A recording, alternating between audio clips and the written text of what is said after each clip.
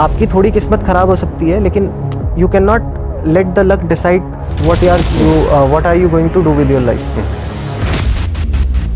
Preparation तो सभी कर रहे हैं, आप में वो कौन सी बात है कि आप टॉप 20 में आप आना चाह रहे हो या टॉप 10 में आना चाह रहे हो। आप क्या मतलब टेबल पे क्या रख रहे हो। मेन गेम ये नहीं है कि आप कितनी जल्दी सीख रहे हो, मेन गेम ये है कि आपने जो सीखा है उसको आप रिकॉल कर पाते हो चीज़ें, यही है।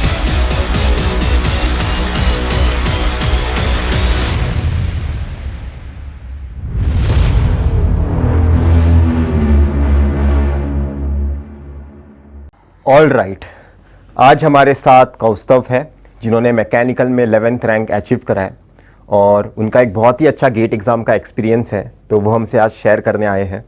तो सबसे पहले मैं तुम्हें वेलकम करता हूं कौस्तव इस चैनल पे। तो तुम अपने आप को एक शॉर्ट में इंट्रोड्यूस करो कि तुम कहाँ से आते हो और तुम्हारा अभी तक क्या क्या अचीवमेंट रहा है।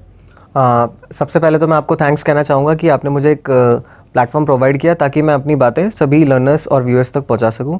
सो thank you Prateek sir for that. And secondly मैं अपने बारे में थोड़ा सा इंट्रोडक्शन एक दे देता हूँ कि मेरा नाम कौस्तव है और मैंने बीटेक NIT इलाहाबाद से कंप्लीट किया है। 2021 बैच का मैं पास आउट हूँ। लास्ट ईयर मैंने गेट का एग्ज़ाम दिया था और ये बार 2022 में मेरा गेट का सेकंड अटेम्प्ट था। तो सेकंड अटेम्प्ट में मैंने मैकेनिकल और इंजीनियरिंग साइंसेस 2 स्ट्रीम से मैंने पेपर ऑप्ट किया था।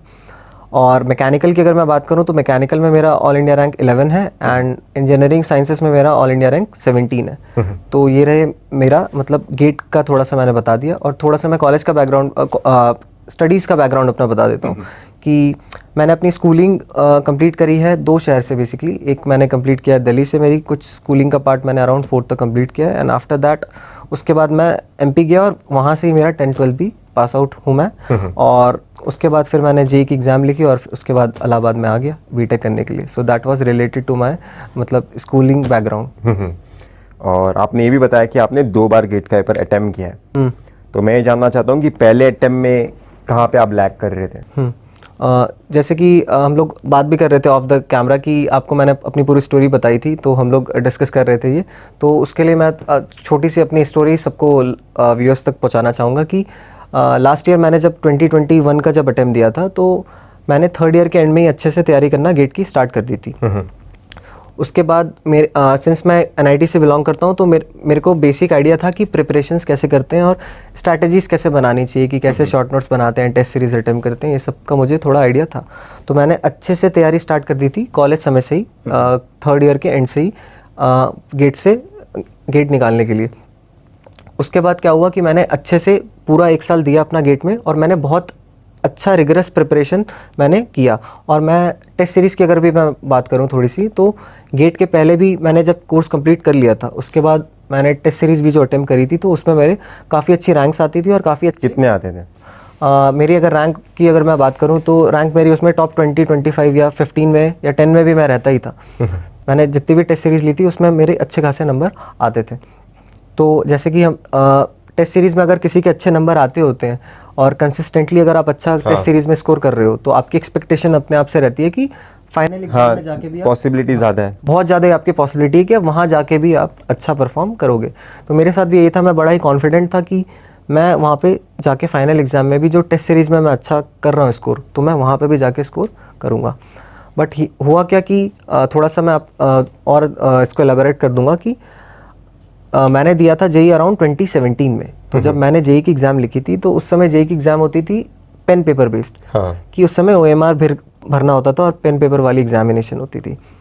तो मुझे CBT जो टेस्ट होते हैं कंप्यूटर बेस्ड टेस्ट जिसमें कंप्यूटर और माउस यूज़ होता है वो वाले किसी दूसरे का हाँ किसी दूसरे का तो उसका आइडिया मुझे ऐसा सच था नहीं। तो मेरे लिए पहला एक्सपीरियंस था गेट में जाके कि मैंने जाके देखा कि ऐसी एग्ज़ाम कंडक्ट होती है।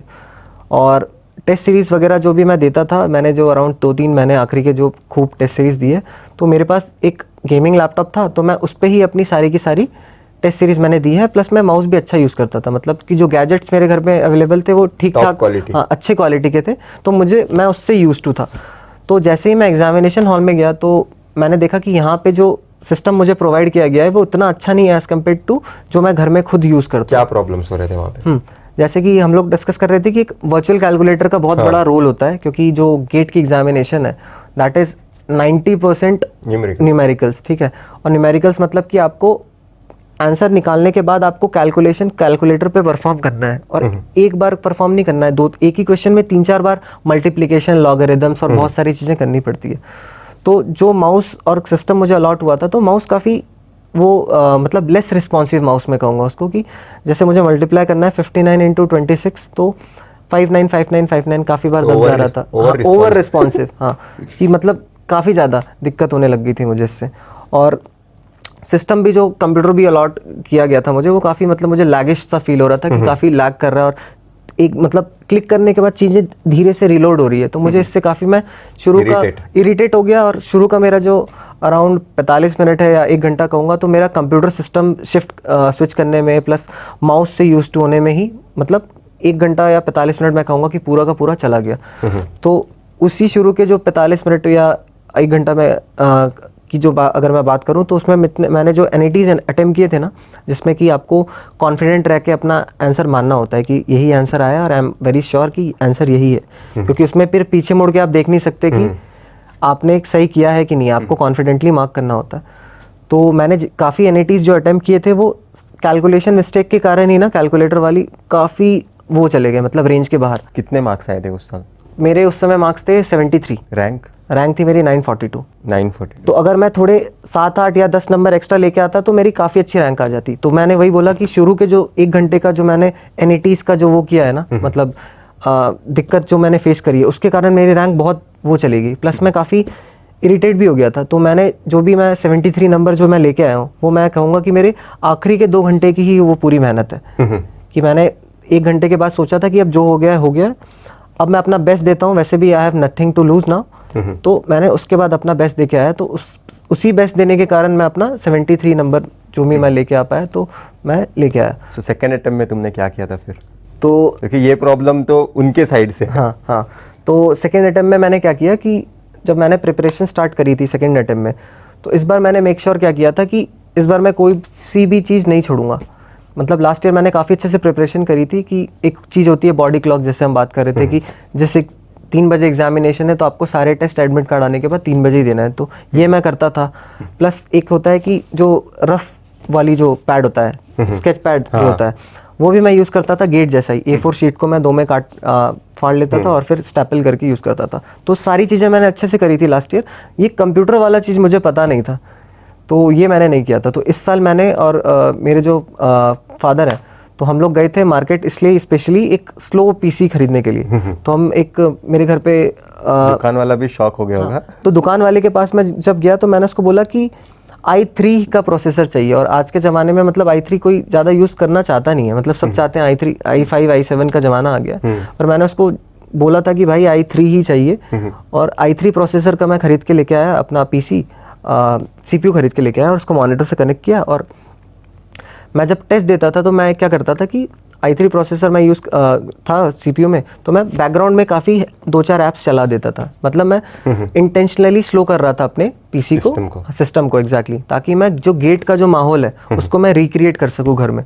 तो मैंने जितने भी पार्ट टेस्ट हैं और जितने भी फुल टेस्ट हैं, सारे के सारे मैंने स्लो PC पे ही दिए। मतलब अराउंड मैंने 5 या 6 मैंने इस बार रिगरस प्रैक्टिस पूरी स्लो PC पे ही की। और तुम ये भी बता रहे थे मुझे कुछ, तुम अपने भाई को। हाँ, एक और चीज़ मैं आपको बता रहा था कि लास्ट टाइम क्या होता है कि मैंने फील किया था कि जो आप एग्जामिनेशन जब आप लिख रहे होते हो, तो आपके आसपास इन्विजिलेटर कभी किसी चीज़ के लिए टोकने आता है, या कभी साइन के लिए आते हैं, और बहुत सारी और चीज़ें में आके वो टोकते हैं कि चेयर अंदर कर लो, या इधर क्यों देख रहे हो, इधर ऐसे मत देखो, चेक भी कर रहे होगे। बहुत सारी चीज़ें ऐसे करते हैं, तो काफ़ी लोग डिस्ट्रैक्ट हो जाते हैं। मैं काफ़ी डिस्ट्रैक्ट हो जाता था, इससे मुझे काफ़ी दिक्कत फेस हुई थी शुरू में।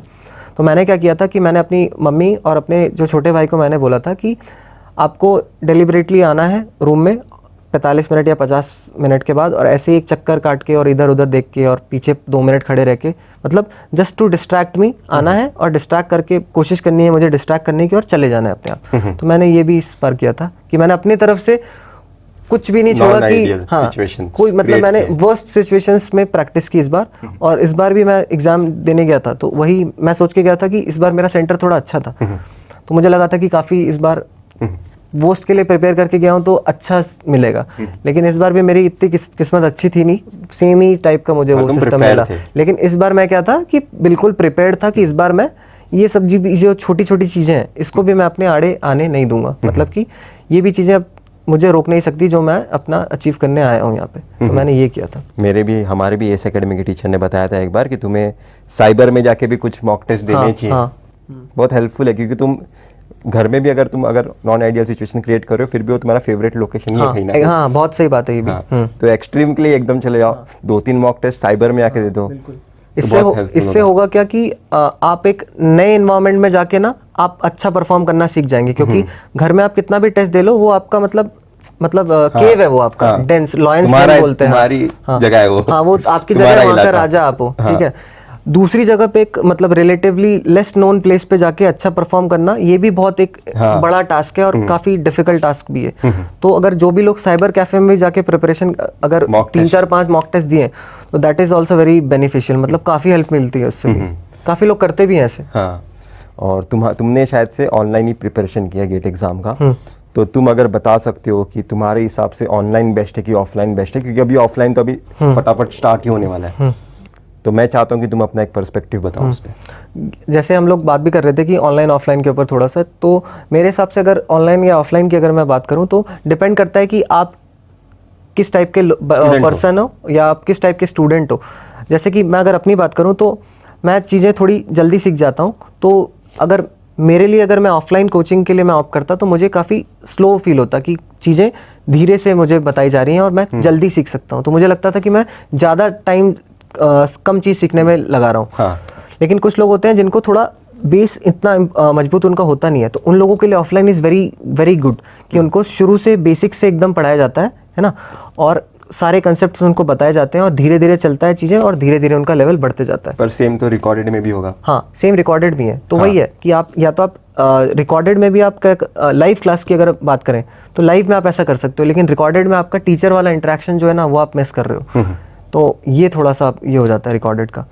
तुमने रिकॉर्डेड से पढ़ा है कि तुमने लाइव से पढ़ा है? मैंने तो कभी लाइव क्लास नहीं करी है। मैंने अपने जीवन में कभी भी लाइव क्लास करी नहीं। मैंने सारे के सारे मैंने 2x पे ही देखा है, क्योंकि मुझे लगता था कि लाइव में मुझे मतलब काफ़ी स्लो लगता था कि बहुत धीरे चल रहा है चीज़। तो मैंने सारी अपनी जो भी क्लासेस करी है मैंने 2x पे ही करी है। और आपको नहीं लगता कि गेट एग्जाम का सिलेबस जैसे मैकेनिकल, इलेक्ट्रिकल, सिविल, इलेक्ट्रॉनिक्स, ये सारे जो ब्रांचेस हैं उसमें सिलेबस ह्यूज है? हाँ, बहुत।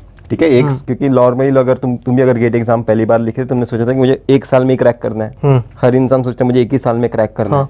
तो मेरे हिसाब से ऑफलाइन में तुम हो सकता है चीजें तो अच्छे से समझ रहे हो धीरे धीरे जाके, पर सिलेबस कंप्लीशन में विद रिवीजन बिल्कुल विद रिवीजन बोलना बहुत इंपॉर्टेंट है। विद रिवीजन डिफिकल्टी होगी। तो तुम बता सकते हो रिवीजन कितना इंपॉर्टेंट अगर आई गया टॉपिक, क्यों इंपॉर्टेंट है सबसे पहले बताओ? क्योंकि रिवीजन इसलिए इंपॉर्टेंट है कि अगर आप ह्यूमन ब्रेन की बात करो तो ह्यूमन ब्रेन ही इस तरीके से डिज़ाइन है कि उसको कुछ समय तक अगर आप उसको वो इन्फॉर्मेशन फीड नहीं करोगे तो वो उसको भूल जाएगा। मतलब ह्यूमंस का ब्रेन ही ऐसे डिज़ाइंड है कि आपको काफ़ी चीज़ें आपको बार बार ब्रेन में फीड करनी पड़ेगी ताकि उसको आपका ब्रेन लंबे टाइम के लिए याद रख सके। तो इसलिए रिवीजन काफ़ी इंपॉर्टेंट है। चीज़ें कंप्लीट करना, कोर्स कंप्लीट करना और अपने लेवल पे क्वेश्चन सॉल्व करना is a very different thing. और जो चीज़ कर ली है उसको एक बार आंखों के सामने से गुजारना और बार बार रिविजिट करना वो बड़ा ही इंपॉर्टेंट टास्क है। क्योंकि तुम हर कुछ महीने के बाद नया सब्जेक्ट सीखते जा रहे हो, तो तुम सीखते ही जाओगे, तो पीछे का साफ होते जाएगा। लोग दिसंबर में जाके पूछते हैं रिवीजन स्ट्रेटजी पे एक वीडियो बनाओ। ये मतलब क्या है? सही, ये बिल्कुल सही नहीं है। मतलब लोग क्या करते हैं ना कि आगे बढ़ने की होड़ में पीछे का पूरा साफ होते जाता है। तो जब वो दिसंबर पहुंच गए ना तो अक्टूबर और सितंबर का जो पड़ा था वो याद है, सितंबर के पहले का पूरा गायब,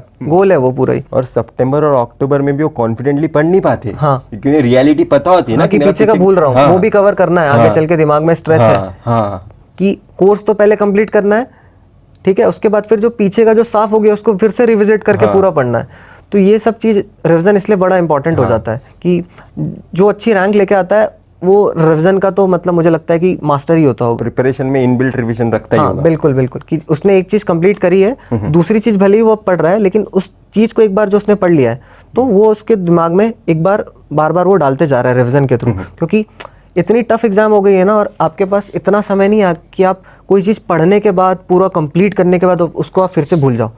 आप समझ रहे हो मेरी बात? तब तो मेहनत अपना वेस्ट नहीं कर सकते। वेस्ट नहीं कर सकते, एग्जैक्टली। टाइम की आपके पास बड़ी कमी है, क्योंकि दिसंबर के बाद रिवीजन नहीं होगा, वापस प्रिपरेशन होगा। एग्जैक्टली, दिसंबर के बाद आपको टेस्टिंग स्टार्ट कर देनी है अपनी, धीरे धीरे करके आपको सीखना है और साथ में आपका बड़ा वो प्रोजेक्ट बन जाता है कि अब आपको अपने आप को टेस्ट करना है कि मैं इस एग्जाम के लिए इस लेवल तक का मेरे प्रिपरेशन है भी या नहीं। दिसंबर तक आप सीखते हो, उसके बाद फिर फुल लेंथ टेस्ट देते हो, सीखते भी हो आप, लेकिन वो टेस्टिंग भी आप कर ही रहे हो ना अपनी, मेन टेस्टिंग ही है जनवरी का खेल।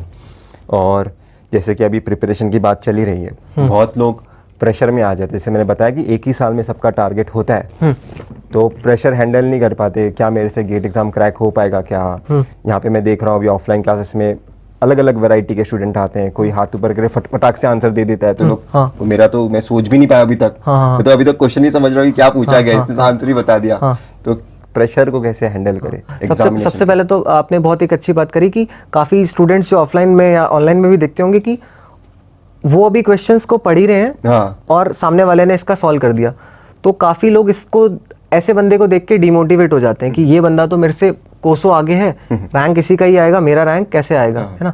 तो ऐसे जो बच्चे हैं जो फट से आंसर दे देते हैं, वो तो अपना काम अच्छे से कर रहे हैं।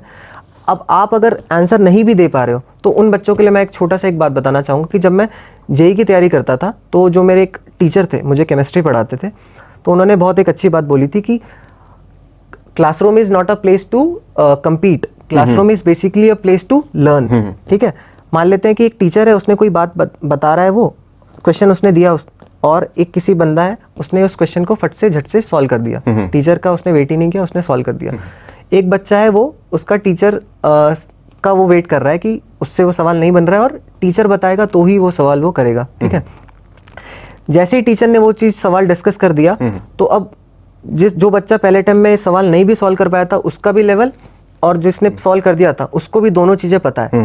अब गेम पता है क्या है कि फाइनल एग्जाम में जाके ये जो चीज दोनों को पता है, अब उसको रिकॉल कौन करता है। हाँ। तो मेन गेम ये है, मेन गेम ये नहीं है कि आप कितनी जल्दी सीख रहे हो, मेन गेम ये है कि आपने जो सीखा है उसको आप रिकॉल कर पाते हो कि नहीं, यही है। तो काफी बच्चे को जो स्ट्रेस में आ जाते हैं कि मैं पीछे हूँ या मैं वो आगे है, तो उनको स्ट्रेस नहीं लेना है। At the end of the day पूरा कोर्स कंप्लीट करने के बाद आपका और उस बच्चे का लेवल सेम होगा, दोनों का सिलेबस सेम है। एग्जैक्टली, हाँ, मैं भी अगर कर पा रहे हो दिसंबर तक, हाँ, वो देखा जाएगा बस। कोई ये नहीं पूछेगा कि भाई रैंक आने के बाद कोई ये नहीं पूछता कि क्लास में किसने पहला आंसर दिया। एग्जैक्टली, हाँ। और बहुत सारे ऐसे मैंने देखे कि क्लास में आंसर देने वाले लोग भी नहीं कर पाते, और क्लास में जो चुप रहते हैं और पीछे बिल्कुल ही, बोलते हैं ना, world is full of talented unsuccessful people. हो सकता है कि वो टैलेंटेड हो, पर अगर तुम उससे रिवीजन बहुत अच्छी तरीके से कर रहे हो, प्रिपरेशन में पूरा हार्ड वर्क डाल रहे हो, हाँ, तो बीट कर दो। मगर लो लर्नर भी हो गए, पर तुम रिकॉल करना सीख गए रिवीजन के स्ट्रांग होने के कारण, हाँ, हो गया तुम्हारा। बिल्कुल बिल्कुल, मैं वही कह रहा था कि आखिरी के जो 2 महीने है ना, वो इंपॉर्टेंट है। कोर्स कंप्लीट करना तो आप कैसी भी तरीके से करो कोर्स कंप्लीट, कि जल्दी कर लो, अपनी पेस पे करो या कैसे भी करो। जो आखिरी का जो गेम है ना 2 महीने का, वो बड़ा इंपॉर्टेंट है कि रिवीजन कैसे करते हो, टेस्ट कैसे अटेम्प्ट करते हो, एंड प्रेशर में और टिकर देख के आप घबराते हो कि नहीं। फिर सेकंड आपका जो सवाल था कि, इससे पहले और एक ऐड करता हूँ कि लोग, जैसे तुमने बताया कि लोग सोचते हैं कि मेरे से क्यों नहीं हो रहा है, मेरे से क्यों नहीं हो रहा है, पर मेरे हिसाब से अगर तुमसे पहले ही बार में तुम अगर एक्सपेक्ट कर रहे हो ना कि मुझे टीचर्स ने बताने से पहले मुझे आ जाना चाहिए, तो तुम डायरेक्टली गेट एग्जाम का पेपर अटेम्प्ट करते, तुम प्रिपरेशन नहीं करते। बिल्कुल बिल्कुल, एग्जैक्टली सेम मैं टेस्ट सीरीज वालों को ही बोलता हूँ कि टेस्ट सीरीज में तुम एक्सपेक्ट करते हो कि मेरे मार्क्स क्यों नहीं आ रहे, तुम मार्क्स आती है, हर सारे क्वेश्चन राइट ही अटेम्प्ट करते, तुम टेस्ट सीरीज देते ही नहीं, तुम्हें तो बोलते डायरेक्ट पेपर ही दो, तुम तो बिल्कुल बिल्कुल, तुम तो 100% एग्जीक्यूट कर रहे हो। हाँ। तो प्रिपरेशन में लर्निंग ही तुम्हारा ध्यान होना चाहिए, एग्जीक्यूशन तुम्हें जनवरी में तुम्हें बोलेंगे लोग कि मार्क्स निकालो।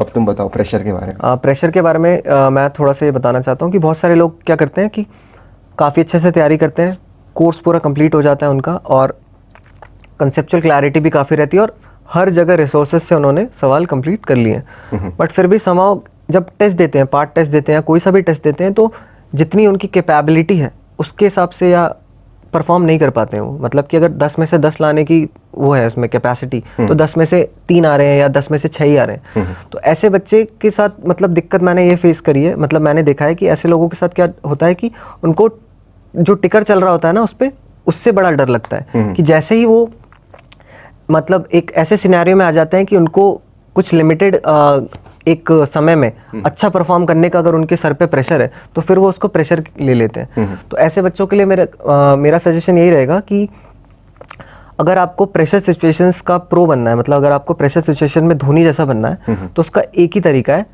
एक आम आदमी के लिए, कुछ लोग होते हैं कि जो बहुत काम एटीट्यूड ही उनका होता है कि काफ़ी प्रेशर में अच्छा परफॉर्म करते हैं। देयर आर सम पीपल, ठीक है, धोनी उनमें से ही है, लेकिन कुछ लोग ऐसे होते हैं जो काम होते नहीं है, वो अपने आप को काम बनाते हैं, ठीक है, मतलब टाइम के साथ साथ। मैं बिल्कुल काम पर्सन नहीं हूँ, मैं भी घबरा जाता था, तो मैंने अपने आप को टाइम के साथ साथ काम बनाया। तो इसका एक ही तरीका है कि आप कोई यूट्यूब वीडियो देख के, कोई किताब पढ़ के या कोई चूरन खा के आप काम नहीं बन सकते। उसका एक ही तरीका है अपने आप को, आपको अगर काम बनाना है, कि आपको उस सिचुएशन में अपने आप को 50 बार डालना पड़ेगा। क्योंकि अगर आप उस सिचुएशन में अपने आप को 50 बार डाल दिए ना, तो जब आप 51st टाइम या 52nd टाइम उस सिचुएशन में जाओगे ना, तो आपको ऐसा नहीं लगेगा कि कुछ अलग हो रहा है। आपको क्या लगेगा कि ये तो मेरा नॉर्मली गेम है, या हैबिचुएटेड हो जाओगे आप। ह्यूमंस बड़े ही अलग तरीके के क्रिएचर्स होते हैं। ह्यूमंस आर वेरी अडेप्टिव, कि बहुत जल्दी अडेप्ट कर जाते हैं हम लोग। तो मैं यही कहूँगा कि अपने आप को, अगर आपको प्रेशर सिचुएशंस में अच्छा बनाना है, तो आप अपने आप को सिचुएशंस में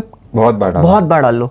इतनी बार डाल लो कि आपको लगे ही नहीं कि ये प्रेशर सिचुएशन है, आपको लगे कि ये तो रोज का काम है। तो ये है। और धोनी पिक्चर में भी मेरे हिसाब से धोनी बोलते, मैंने बताया ना कि होता है, हो सकता है कि वो वैसे ही सिचुएशन में बनने के लिए ही, खेलने के लिए ही बना है। पर मुझे एक्चुअली पता नहीं, मैं ज़्यादा क्रिकेट फॉलो नहीं करता, पर जितना मैंने मूवी में देखा है, जब वो पिच पे जाते रहता है तभी उसे पूरा रिकॉल करता है वो, कि मैंने इतनी मेहनत की है ना, कि मैंने सारे बॉल्स खेले हैं। क्योंकि वो उसके पहले वाले में बता था कि वो 100 सेंचुरीज किए हैं, या फिर इतने उसने मैचेस खेले हैं। क्योंकि उसने उसका जो एक्सपीरियंस है उसे वो याद करते हुए जाता है कि मैंने इतना मेहनत किया है, आज भी जो मैं खेलूंगा उसी में से कुछ ना कुछ होगा।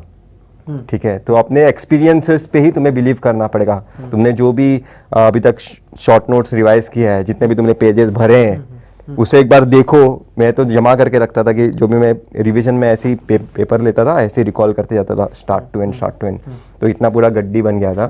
तो मैं उसे देखता था कि यार मैंने इतनी मेहनत की है, अभी मैं कैसे डर सकता हूँ। हाँ बिल्कुल, काम तो किया है ना, काम नहीं करता तो शायद से बात थी डर। हाँ, मतलब इन शॉर्ट, मतलब सेल्फ बिलीफ तो होना ही चाहिए कि आपने काम, मतलब प्रोसेस अगर सही से एग्जीक्यूट किया, अपना काम पूरा दिल लगा के किया है, तो आपको तुम्हारा नहीं होगा ना, हाँ, तो किसी और का तो होने के बहुत कम ही चांसेस है। ऐसा एटीट्यूड होना चाहिए। हाँ, बिल्कुल। तो यही एटीट्यूड से आप एग्जाम में जाके, जैसे आप बता रहे थे ना कि आपने वो लिख के वो रखा था और गड्डी बन गई थी, तो मैंने भी जो A4 जो एग्जाम्स के जो वो होते हैं ना शीट्स की, जिसमें एग्जाम देते हैं अपन, 12 पन्ने का जो छोटा सा होता है पैड, उस टाइप के मेरे अभी भी, आपको मैं फोटोज भी भेज दूंगा, मैंने अभी भी संभाल के रखा है कि अराउंड 30-35 मेरे पास हुए। मैंने काफ़ी फुल लेंथ टेस्ट दिए थे इस बार, मेरे पास काफ़ी समय था तो खूब दिए थे। तो मैंने, जब मैं एग्ज़ाम देने जा रहा था, तो मैं उनको देख के गया था कि ये 35 चीज़ें हैं, इसमें मैंने 35 बार 35 × 3 कितना हो जाता है, 105 घंटे मैं बैठा हूँ इस सिचुएशन में। तो मेरे लिए ये कोई नई बात नहीं है। तो अब ये जो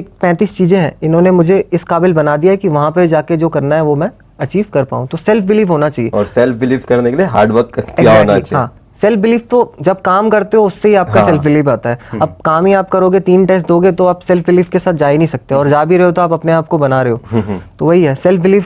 आपने जैसे बोला कि हार्ड वर्क से ही आता है, मतलब काम एफर्ट डालोगे तो ही सेल्फ बिलीव आएगा कि नहीं भाई मेहनत करी है तो रिजल्ट्स भी मिलेंगे, ऐसा है। और हम अभी थोड़ा रैप अप करते हैं, हमने बहुत अच्छा डिस्कशन किया है। तो तुम अगर लास्ट में कुछ एक मैसेज देना चाहते हो गेट एस्पिरेंट्स को, तुम्हारी तरफ से, जिसमें लगता है कि लोगों को पता होना चाहिए। मेरी तरफ से थोड़ा सा ये सबको मैसेज ये रहेगा कि आपको, पहले तो हम लोग जैसे भी बात कर रहे थे कि सेल्फ बिलीफ का बात कर रहे थे, कि कितनी भी आप मेहनत कर लो और कितनी भी आप हार्डवर्क करो और कितने भी आप एफर्ट्स डाल लो, लेकिन अगर आप एग्जामिनेशन हॉल में अगर डाउट लेके जाओगे ना, मतलब सेल्फ डाउट लेके जाओगे, तो आपके चांसेस बहुत ज़्यादा हैं कि आप जाके वहाँ पे फेल ही करोगे। आपको वहाँ पे जाना है ये माइंडसेट लेके कि मैं कॉन्कर करने आया हूँ। और इवन प्रिपरेशन के टाइम मैं तुम्हें मैसेज देने बोल रहा हूँ, मैं बोल रहा हूँ कि ये भी मेरे दिमाग में आया कि लोग ये मुझे पूछते रहते हैं, सर मोटिवेटेड कैसे अपने आप को रखें, मोटिवेटेड कैसे अपने आप को रखें। मेरे हिसाब से बहुत, अगर तुम्हें आंसर भी किसी ने मोटिवेट भी कर दिया ना, पर तुम्हारा एटीट्यूड ही बहुत गलत है। तुम्हारा एटीट्यूड ही प्रिपरेशन के टाइम ऐसा होना चाहिए कि मैं तो इस बार रैंक निकाल के ही रहूंगा, मुझे कोई रोक नहीं सकता और मैं कुछ रखने नहीं वाला बाकी। मोटिवेशन की जरूरत ही नहीं होनी चाहिए। हाँ, बिल्कुल। तुम फाड़ने के लिए प्रिपरेशन कर रहे हो। क्योंकि मोटिवेशन की अगर बात करें तो मोटिवेशन तो बेसिक, मैं भी मोटिवेशन में बिल्कुल बिलीव ही नहीं करता कि सिंपल, जैसे अगर मोटिवेशन की बात करें तो मोटिवेशन एक फ्यूल की तरह होता है। आपको एक दिन के लिए वो चार्ज अप कर सकता है, किसी के लिए वो 3 दिन हो सकते हैं और किसी के लिए वो 15 दिन हो सकते हैं। लेकिन अगर आप लॉन्ग टर्म गेम की अगर मैं बात करूँ ना, कि अगर आप गेट तक देख रहे हो, तो मोटिवेशन तो आपको लाइन क्रॉस, मतलब फिनिश लाइन क्रॉस नहीं करवा सकता है। हाँ एग्जैक्टली, आपको अंदर से, मतलब सेल्फ ड्रिवन रहना पड़ेगा कि मैं ये काम करना चाहता हूँ और मुझे ये काम करना ही पड़ेगा, भले ही कितनी भी मुश्किल हो या क्या हो। मतलब आपको अंदर से सेल्फ ड्रिवन होना चाहिए।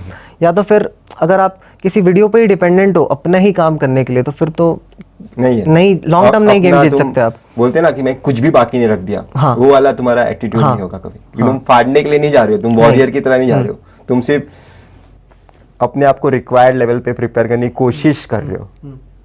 एक मतलब एक ऐसा मैंने कहीं पे थॉट पढ़ा था, एक लांग जू करके एक किताब है, आर्ट ऑफ वार करके है किताब, उसका एक थॉट था कि जो losers go to war and then think about winning, ठीक है, winners win first then go to war. तो यही है कि आप सोच के जा रहे हो कि वहां पे मैं जीतने जा रहा हूँ। तो ये है मतलब एटीट्यूड ऐसा होना चाहिए कि, और आप ऐसा कैसे सोच सकते हो जब आपने काम किया हो। सबसे पहला तो एग्जैक्टली उसी पे आता है सब कुछ चीजें। इमेजिनेशन करने से गेट एग्जाम में रैंक नहीं आता, ज्यादा अच्छा प्रिपरेशन करने से रैंक बिल्कुल। हाँ, लेकिन प्रिपरेशन के बाद भी अगर आप ये जो दूसरा वाला जो पार्ट है ना, माइंडसेट वाला गेम, सब कुछ, हाँ, इसको अगर मिस कर दोगे तो भी आपका रैंक नहीं आएगा। क्योंकि जो इंडिया लेवल की एग्जाम है वहाँ पे तो एलिमिनेशन वाला ही गेम है कि आपको हर लेवल पे अच्छा होना पड़ेगा, तब जाके आप आगे निकल सकते हो। क्योंकि अगर आप नॉलेज वाइज देखेंगे तो जो मैं नहीं मानता कि टॉप 200 या टॉप 300 में नॉलेज वाइज ऐसा कोई डिफरेंस होता है।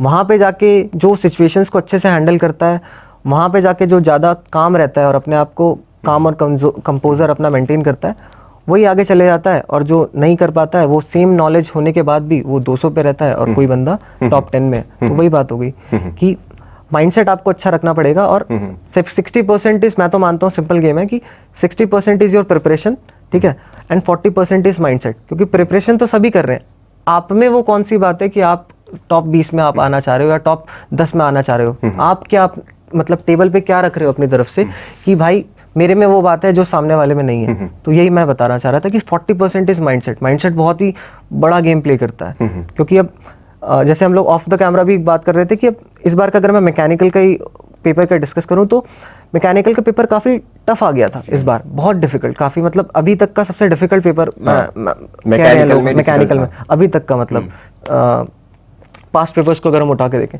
तो धीरे धीरे क्या हो रहा है ना कि गेट का लेवल भी अब ऊपर जा रहा है। तो कंसेप्चुअल क्लैरिटी, सॉरी, अच्छे तरीके से पढ़ के कोर्स कंप्लीट करके टेस्ट सीरीज दे के ऐसा नहीं है कि आप रैंक ले आओगे। आपको वहां पे जाके जो छोटी चीजें होती है, अडेप्टेबिलिटी हो गया और अब काम कंपोज रहना और प्रेशर हैंडल करना। एग्जैक्टली, हाँ। तो मेरे साथ भी ऐसा हुआ था एग्जाम में। मैं जब था ना तो 1.5 घंटे बाद, जैसे टेस्ट सीरीज की अगर मैं बात करूँ तो 1.5 घंटे में मेरा 2 घंटे 20 मिनट या 2 घंटे 15 मिनट में मेरा पेपर कंप्लीट हो जाता था टेस्ट सीरीज में इस बार। तो एग्जाम में इस बार क्या हुआ, 1.5 घंटे हो गए थे और मेरा आधा से ज़्यादा आधा पेपर बाकी था। तो मेरे को लग रहा था कि ये मैं क्या कर दिया हूँ। तो उसके बाद फिर मैंने क्या किया कि मैं वॉशरूम गया और मैंने ब्रेक लिया 2 मिनट का, और फिर मैंने अपना दिमाग को मतलब रिवायर किया और फिर मैंने अटेम्प्ट किया। तो उसके बाद मैं वो मतलब अगर मैं सोच लेता कि टेस्ट सीरीज में मैं 2 घंटे 20 में कंप्लीट करता हूँ, इधर मेरे को 1.5 घंटे में आधा ही पेपर हुआ है, तो फिर तो काफी दीपांजन का भी वही स्टोरी। हाँ, दीपांजन का मैंने वीडियो भी देखा है कि उसने देखा कि सबका ही लाल लाल लाल वो बोल रहा था। उसको लग रहा था कि उसी के साथ दिक्कत है कि उसका ही लाल लाल लाल दिख रहा है। फिर उस उठ के गया तो देख रहा है कि सबका ही कंप्यूटर लाल है। उसको लगा कि नहीं, सबकी हालत खराब है, तो I am not the only one. तो वही था मेरे को। मैंने जब टेस्ट क्या बोलते हैं पेपर देखा था, आइडिया मुझे लग गया था कि इस बार पेपर काफ़ी डिफिकल्ट पेपर आ गया। क्योंकि मैंने जो टेस्ट सीरीज में इस बार अटेम्प्ट करता था, मेरा टेस्ट सीरीज का रहता था कि मैं एक ही गो में सब अटेम्प्ट कर देता था, क्योंकि मुझे सब चीज़ें पता ही रहती थी और एक ही गो में मैं अटेम्प्ट कर देता था। लेकिन मैंने पिछले 3 महीने की जो स्ट्रैटेजी थी, मैंने वो स्ट्रैटेजी यूज ही नहीं करी एग्जामिनेशन में जाके। मेरा पेपर 2 था, शिफ्ट 2 था। पैटर्न ही अलग था। हाँ, बिल्कुल अडेप्ट करना पड़ा। लोग बोलते हैं कि एग्जाम में आके अपना पैटर्न चेंज मत करो, पर वो तब जब भी पेपर भी तुम्हें अपने मॉक टेस्ट जैसा दिखाई दे रहा है। बिल्कुल सही बात, कोई भी ऐसा रूल्स हार्ड एंड फास्ट नहीं है कि नहीं अडेप्ट करना है। अडेप्टेबिलिटी बहुत ही बड़ा वो है। जरूरत होगी तो तुम्हें चेंज भी करना पड़ सकता है। हाँ, क्योंकि जैसे मैं बात कर रहा था कि मेरा पेपर 2 था, तो पेपर 1 में मेरे कॉलेज का बहुत अच्छा दोस्त है, उसने पेपर 1 दिया था। तो वो मुझे बता रहा था कि पेपर जो इस बार का आया है वो बहुत ही शॉकर टाइप पेपर आया है, कि जो चीज़ें नहीं पूछी जाती है वो पूछ रहे हैं और जो चीज़ें पूछी जाती है उससे बड़ा कम पूछ रहे हैं। तो उसने बोला था कि भाई एक गो में पेपर अटेम्प्ट मत करना जैसा टेस्ट सीरीज में करता है, थोड़ा मतलब फूक के कदम रखना। तो उससे मैंने बात करी तो मैं मतलब एक गो में मैंने पेपर अटेम्प्ट नहीं किया, मैंने जो चीज़ें बड़ी दिख रही थी मुझे उसको मैंने स्किप करा, मतलब मैंने उसको दिल पे नहीं लिया कि ये तो मुझे आता ही, मुझे करना ही है। तो उसके कारण मेरा रैंक आया मैंने एंड टाइम पे जाके अडेप्ट किया, क्योंकि अगर मैं अपनी नॉर्मल स्ट्रैटेजी यूज करता तो मैं पक्का टाइम कुछ ना कुछ क्वेश्चंस पे मैं वेस्ट कर देता, और जितने क्वेश्चंस मैं अटेम्प्ट कर पाया तो उतने मैं नहीं भी अटेम्प्ट कर पाता। तो ये था, मतलब अडेप्टेबिलिटी इज अ वेरी, जैसे आपने अभी बोला ना कि कोई हार्ड एंड फास्ट ऐसा रूल नहीं है, अडेप्ट आपको करना पड़ेगा, क्योंकि अगर पेपर ही आपने जो मॉक टेस्ट दिया वैसा नहीं आया तो फिर क्या करोगे। तो वही है, बहुत मतलब इंपॉर्टेंट ये बात थी, अडेप्टेबिलिटी इज वेरी इंपॉर्टेंट।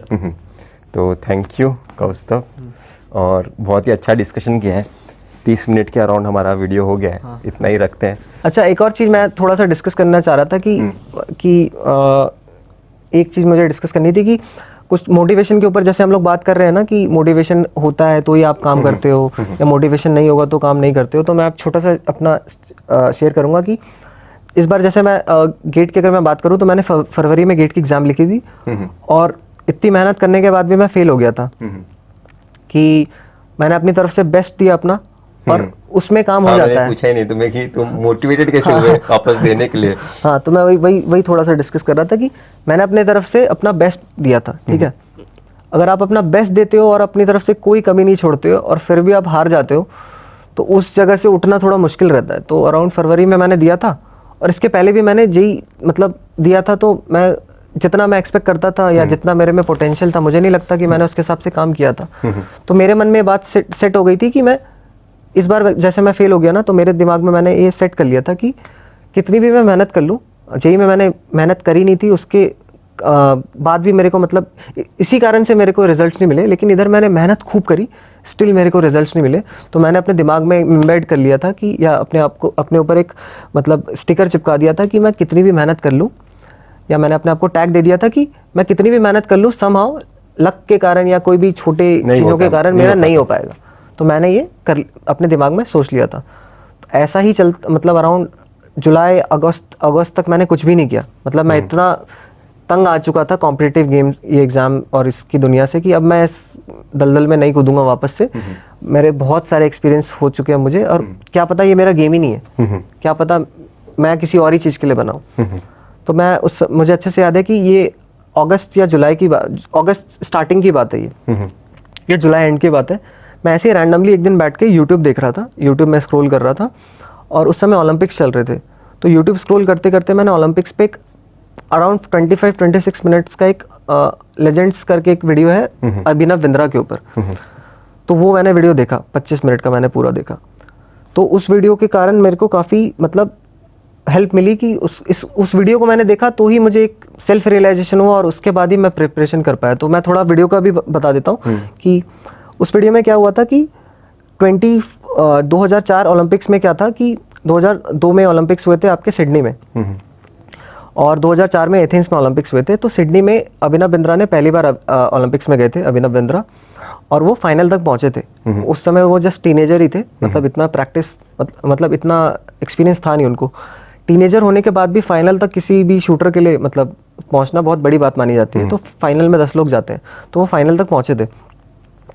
उसके बाद क्या हुआ कि फाइनल में जाके वो कुछ जीत नहीं पाए, लेकिन वो काफ़ी वहाँ से एक्सपीरियंस लेके गए, और 4 साल उन्होंने खूब मेहनत करी। और 2004 में एथेंस में जब वो आए, मतलब कंट्री की मतलब उम्मीदें लेके कि अभिनव जो बिंद्रा है वही अब कंट्री के लिए पहला एक इंडिविजुअल गोल्ड लेके आएंगे। 10 मीटर एयर राइफल में मतलब वो थे, चलाते थे, 10 मीटर एयर राइफल था उनका स्पोर्ट्स साइड। तो अभिनव बिंद्रा के ऊपर पूरी की पूरी कंट्री उम्मीदें लेके जा रहे थे वो, और प्रिपरेशन भी करके गए, प्रिपरेशन भी खूब मेहनत करके गए थे, भयंकर एकदम। अभिनव बिंद्रा का बचपन से ही मेहनत कर रहे थे। अगर उनकी स्टोरी आप देखेंगे तो बचपन से उनका फिक्स था कि वो शूटिंग में ही जाना है उनको, और बचपन से उन्होंने तैयारी की है।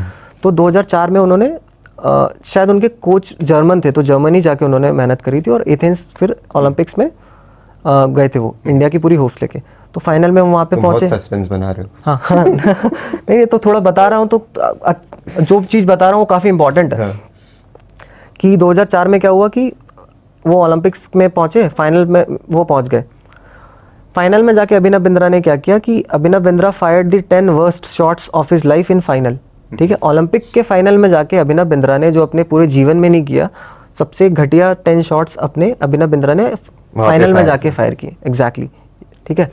उसके बाद क्या हुआ कि सोच रहे थे लोग कि ब्रॉन्ज तो एटलीस्ट आएगा इंडिया का, ब्रॉन्ज भी नहीं आया। वापस अभिनव बिंद्रा आते हैं इंडिया तो उनको लगता है कि अब तो जो जिसके लिए मेहनत करी थी वही ख़त्म हो गया, कि अब क्या करूँ मैं, मेहनत करने के बाद अब रिजल्ट्स नहीं मिल रहे हैं तो अब क्या करूँ। तो कुछ 5 या 6 दिन बाद मुझे याद है कि उनकी अभिनव बिंद्रा के कोच का उनके पास कॉल आता है, लेडी कोच थी उनकी, हस्बैंड वाइफ दोनों कोच थे उनके, तो वाइफ का कॉल आया था उनके पास कि जिस टाइल पे तुम खड़े होकर शूटिंग कर रहे थे ना, वो टाइल वुडन टाइल थी और वो काफ़ी मतलब स्टेबल टाइल नहीं थी, मतलब थोड़ी लूज टाइल थी वो। तो किसी भी ओलंपिक लेवल का जो गोल्ड भी लेके आया होगा उस लेवल के शूटर के लिए भी ये लगभग इम्पॉसिबल था कि उस टाइल पे खड़े होकर शूट करना। तो अभिनव बिंद्रा, जैसे ही मैंने ये बात देखी तो मुझे लगा कि तुम्हारा पीसी हाँ वाला एग्जैक्टली कि मैं अपने आप की प्रॉब्लम्स को काफ़ी बड़ा सोच रहा था कि भाई मैंने बहुत मेहनत करी है, मेहनत करने के बाद भी मैं फेल हो गया तो मैं तो मतलब मेरे साथ तो बुरा ही होता है। जब मैंने ये बात देखी, ये वाली स्टोरी मैंने जब जानी तो मुझे लगा कि मेरे से भी बहुत भयंकर भयंकर बड़े बड़े लोग हैं खतरनाक, जो कि ये तो एग्जाम्स वगैरह तो छोटी मोटी बातें, ओलंपिक्स में जाके उनके साथ बहुत बड़े बड़े ब्लंडर्स हुए हैं। एग्जैक्टली वही मैं बोल रहा हूँ कि ओलंपिक्स में जाके उनके साथ मतलब लक के कारण ब्लंडर्स हुए, लेकिन फिर भी वो उनको रोक नहीं पाए अपना मतलब ड्रीम गोल अचीव करने के लिए। तो 2008 में अभिनव बिंद्रा जाते हैं और फिर गोल्ड मेडल लेके आते हैं। तो वो वीडियो देखने के बाद मैंने डिसाइड किया कि मुझे सेल्फ रियलाइजेशन हो गया कि आपकी थोड़ी किस्मत खराब हो सकती है, लेकिन you can not let the luck decide what are you going to do with your life, कि आप लक को डिसाइड नहीं करने दे सकते कि आप अपनी जीवन के लाइफ के साथ क्या करोगे। तो वहाँ से मैंने ये सेल्फ मोटिवेशन नहीं कहूँगा मैंने ये सेल्फ रियलाइजेशन किया कि मैं जो सोच रहा हूँ अपने बारे में that is not actually true, accept नहीं करना चाहिए। हाँ एक्सेप्ट नहीं करना चाहिए। तो फिर मैंने सोचा कि मैं आखिरी बार एक अटेम्प्ट देता हूँ और इस बार कुछ भी काम नहीं, कुछ चीज़ें नहीं छोड़ूंगा। कंप्यूटर के कारण अटका था तो कंप्यूटर का गेम ही अलग तरीके से मतलब मैं खेलूंगा कि वहाँ पे जाके कोई दिक्कत ना हो। तो इस बार मैं बिल्कुल ही उनकी तरह ही मैं प्रिपेयर्ड होके गया था और इस बार मैं गया भी और मैं अपना 11th रैंक लेके मैं आ भी गया। तो काफ़ी मुझे अच्छा लगा कि मैंने, अच्छा हुआ कि मैंने वो वीडियो देखा था। मैं वीडियो नहीं देखता तो मैं नहीं मतलब अटेम्प्ट तो मैं नहीं देता, मुझे नहीं लगता कि मैं देता, क्योंकि मैं बिल्कुल ही इस मोड में चला गया था कि कॉम्पिटिटिव एग्जाम शायद कि ये this is not my thing, मतलब मुझे ऐसा लगता था। तो वो ये बता रहा था मैं, इसलिए इतना सस्पेंस वगैरह बनाया क्योंकि पूरा स्टोरी काफ़ी है ये इम्पोर्टेंट है। हाँ इम्पोर्टेंट है, मतलब रिलेट करने के लिए कि मैंने ये क्या किया। तो मोटिवेशन के लिए मैं किसी को ये नहीं कहूँगा, मतलब मोटिवेशन से ज़्यादा इंपॉर्टेंट कभी कभी हो जाता है कि सेल्फ रियलाइजेशन, कि आपको पता लग जाना चाहिए कि आप क्या चीज़ ढूंढ रहे हो। तो वही है, क्योंकि मोटिवेशन तो जैसे हमने बात करी थी फ्यूल ही है, कभी ना कभी तो आउट ऑफ फ्यूल आप जाओगे ही। तो आपको ऐसा कौन सा फोर्स है अंदर से, ड्राइविंग फोर्स, जो कि फिनिश लाइन तक ही साथ रहेगा आपके, तो वो आपको ढूंढना जरूरी है। तो इतना ही रखते हैं हम ये। और मैं बताता हूँ तुम लोगों को कि मैं क्या बताने वाला था, मैं भूल गया। अच्छा तो क्या था तुम्हारा, तुमने लास्ट में क्या बोला था कि अभिनव बिंद्रा के बारे में तुमने बताया था कि रियलाइज होना चाहिए। और मैं और एक चीज़ ऐड करना चाहता हूँ, हमेशा हम सोचते हैं कि हमने बहुत मेहनत की है तो भी मुझे अचीव नहीं हो पाता है, पर शायद से तुम्हारी ऐसा एटीट्यूड होना चाहिए, शायद से और भी कुछ शायद से बचा होगा। थोड़ा एनालिसिस करता हूँ, जैसे तुमने तुम्हें पता था ना कि शायद से माउस वाला चीज़ है, तो क्या मैं इसे सॉल्व कर सकता हूँ? हाँ, सॉल्व करने का एक तरीका था। हमेशा लक पे लेके खत्म करके भाग मत जाओ। जो भी तुमसे एक्सट्रीम हो सकता है वो सब कुछ देना चाहिए अगर तुम्हें कुछ अचीव करना है। और अगर आप एक गेट एस्पिरेंट हो, अगर आप गेट 2023 के लिए प्रिपेयर कर रहे हो, या फिर EAC के लिए प्रिपेयर कर रहे हो, या फिर स्टेट एग्जाम्स के लिए प्रिपेयर कर रहे हो, आप एस एकेडमी का कोचिंग ज्वाइन कर सकते हो। मैंने वहीं से ही कोचिंग की है और मैं वही रिप्रेजेंट करता हूँ और वही सजेस्ट करता हूँ सारे गेट एस्पिरेंट्स को। तो एस एकेडमी के गेट एग्ज़ाम के कोर्स के लिंक डिस्क्रिप्शन में होंगे। बहुत ही अच्छे फैकल्टीज़ हैं, उनका रिक्रूटमेंट बहुत स्ट्रॉन्ग है और उनके कोई फैकल्टीज़ को यूट्यूब पे पढ़ाओ, पेड कोर्स पे पढ़ाओ, ऐसा कुछ भी नहीं होगा। सिर्फ पेड कोर्स में उनका 100% फोकस होगा, तो अपना 100% एफिशिएंसी के साथ वो पढ़ा सकते हैं। तो तुम्हें ज़्यादा दिमाग लगाने की कोशिश नहीं करनी है कौन सा फैकल्टी को मैं चूज़ करूँ, कौन से फैकल्टी को मैं नहीं देखूँ। तो एस एकेडमी के कोर्स के लिंक डिस्क्रिप्शन में होंगे। और रही बात कौस्तव से, अगर तुम बात करना चाहते हो इंस्टाग्राम पे, तो इंस्टाग्राम पे भी उसका लिंक डिस्क्रिप्शन में होगा इंस्टाग्राम का, और मेरा भी इंस्टाग्राम का लिंक डिस्क्रिप्शन में होगा। तो इतना ही रखते हैं वीडियो में। हाँ ठीक है, थैंक यू। Thank you. देख पूरे गेम को संभाला कौन, ज्वाला ज्वाला डॉलर डॉलर देख लाया कौन। ज्यादा देख ज्यादा सुन मत ज्यादा बोल, गली गैंग कश्मीर से है ज्यादा कोल्ड। पैसा गिन बड़ा बिंग बड़ा बड़ा बूम, चिलम एक चिलम दो बड़ा बड़ा बूम। टर्न इट अप सीधा लाउड चल बड़ा सुन, जी वर्ल्ड वाइड चल जगह चुन।